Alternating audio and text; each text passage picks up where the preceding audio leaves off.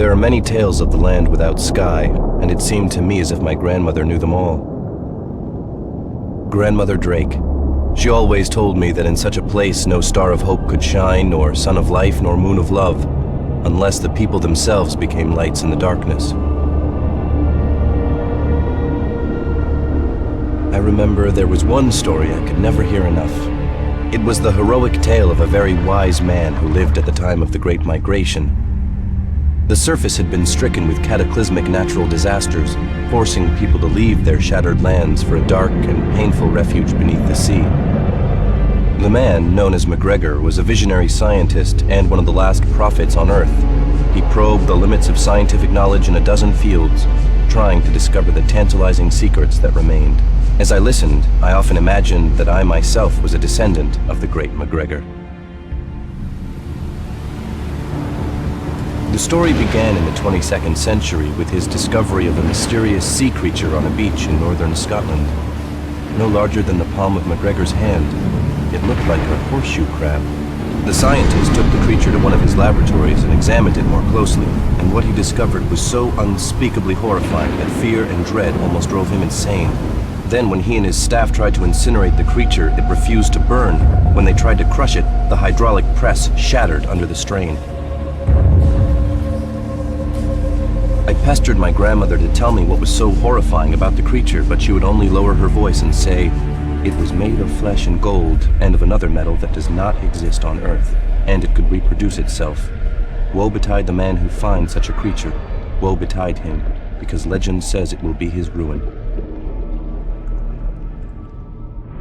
Thoughts of such creatures still lurking in the seas, still reproducing themselves, gave me endless nightmares. In my daydreams, I pretended that I too would become a scientist and invent a weapon capable of destroying those creatures once and for all.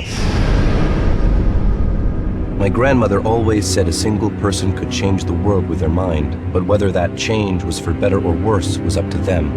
A single individual could sway the world as much as the masses, she said, if they were right. MacGregor soon turned his mind to constructing incredible submarines the world had only dreamt of before, and in so doing laid the foundation of submarine technology for centuries to come. Without his knowledge, humanity could never have evolved enough to occupy the oceans. I always feared the ocean's black waters, but I also longed to defy their wretched confines. Like MacGregor before me, I wanted to make discoveries and adventure with the likes of the brave mercenaries my grandmother spoke about. I was 9 years old when word of my mother's death reached us. She'd been managing Drake Enterprises, the family shipping company, which at that time included a respectable fleet of freighters. Then, pirates pillaged her ship off Cape Horn. Her body was never recovered. My father, Alonzo Drake, born Alonzo de Granada, was heartbroken. 3 years later, without so much as a goodbye, he left us to make his fortune in the oceans. I never understood why he abandoned his only son and his family business just like that. Grandmother always said he'd gone off with his brother, another adventurer.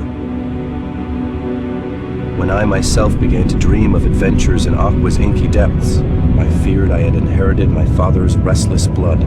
My grandmother thought him irresponsible and said he'd probably found a grave on the sea floor by following the tracks of an angel. That was her poetic way of saying he'd lost his mind. After father disappeared, grandmother took over the company, but contracts were few and far between.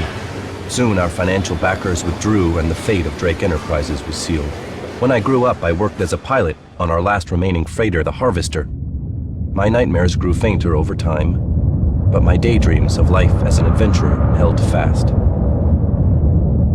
When we could no longer afford our family home in Neapolis, my grandmother and I ended up in the Pacific, amid the dangerous and chaotic seas of the northern tornado zone. There I supplied stations and scattered habitats with chemosynthetic protein and other nourishment. My grandmother died quietly in her sleep, and soon after, I, William Drake, decided to follow the tracks of the angels too, as my father had before me.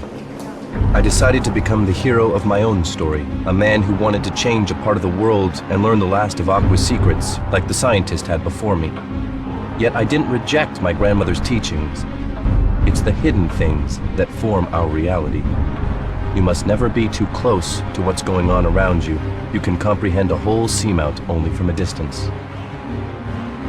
I knew I wanted to fight like the mercenaries in grandmother's tales.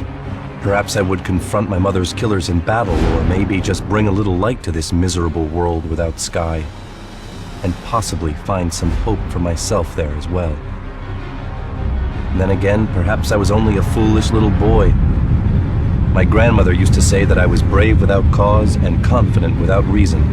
A fish without fins, she said, adrift in Aqua far too young, and headed for disaster.